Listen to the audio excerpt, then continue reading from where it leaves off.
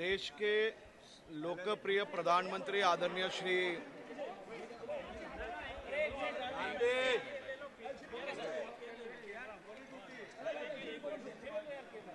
देश के लोकप्रिय प्रधानमंत्री आदरणीय श्री नरेंद्र भाई मोदी जी द्वारा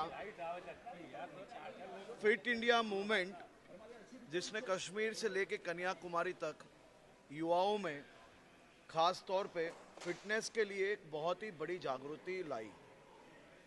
फिट इंडिया मूवमेंट को आगे बढ़ाते हुए खेलो इंडिया में प्रधानमंत्री जी ने एक तरफ कॉमनवेल्थ में भारतीय खिलाड़ी एक के बाद एक मेडल प्राप्त कर रहे थे और प्रधानमंत्री जी ने यहाँ से देश के लाखों युवाओं का खेल के सेक्टर में भविष्य उज्जवल बने, उसके लिए बजट में 8 गुनी बढ़ोतरी की। ये अपने आप में एक बहुत बड़ा विषय है।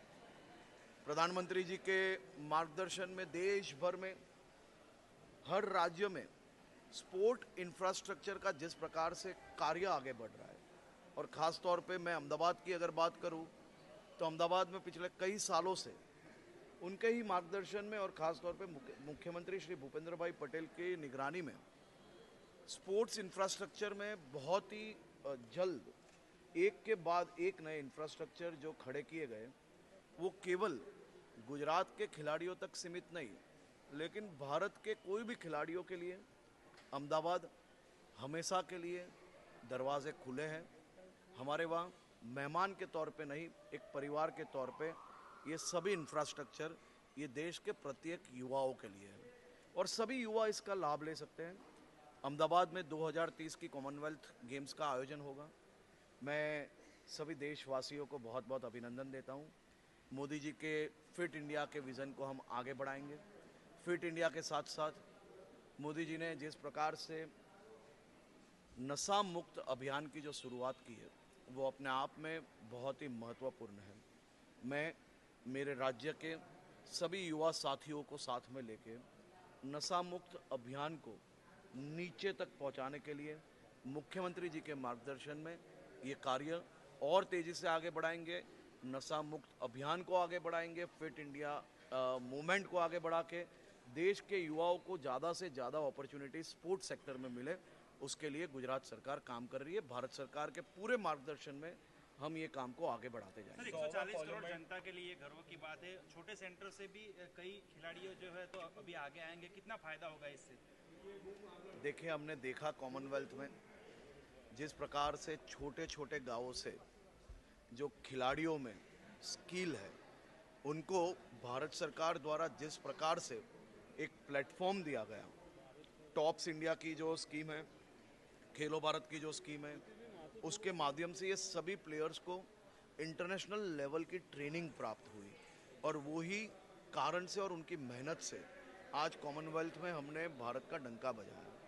चौथे नंबर पे हमारा स्थान रहा। ये अपने आप में बहुत बड़ी बात है, क्योंकि ये वक्त केवल 10 गेम्स वहाँ की गई थी।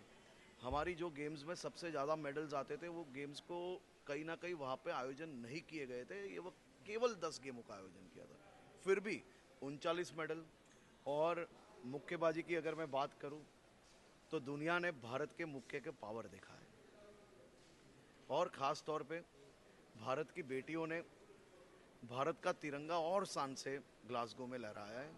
मैं मेरी सब बहनों को, देश की बेटियों को अभिनंदन देता हूं और ख़ास तौर पे मोदी जी फिट इंडिया की जो बात कर रहे हैं,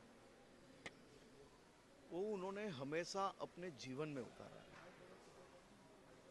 हजारों कार्यकर्ता, नेता, सामाजिक एवं उनके साथ संपर्क में आने वाले लोगों ने ये नज़दीक से महसूस किया।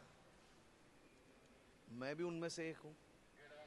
कई बार देखा है, कोई युवा अगर मिलेगा, थोड़ा सा भी पेट बाहर होगा, कोई नेता मिलेगा, पेट बाहर होगा, एक बार मोदी जी की टिप पे या फिर उनके कहने पे मैंने हज़ारों लोगों का जीवन बदलते हुए देखा है और जो लोग अनफिट थे उनको फिट होते हुए भी देखा है।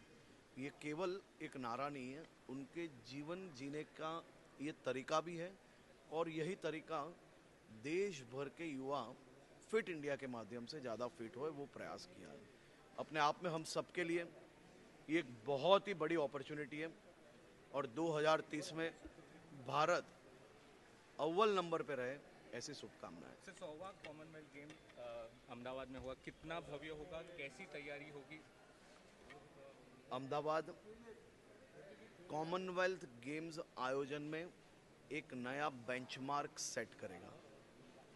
ये गेम भव्यता खिलाड़ियों की व्यवस्थाओं के साथ करेगा। ये गेम खिलाड़ी सबसे अच्छी तरह से अपना परफॉर्मेंस दिखा पाए उस प्रकार का होगा। खासतौर पे आप सभी उसके साक्षी हैं। पिछले 2 साल में अहमदाबाद में एशियन गेम्स की बात हो, एशियन चैंपियनशिप की बात हो, कॉमनवेल्थ डिफरेंट चैंपियनशिप की बात हो या इंटरनेशनल टूर्नामेंट की बात हो, अहमदाबाद ने एक बेस्ट होस्ट के तौर पे अहमदाबाद आगे बढ़ता जा रहा है। आभार।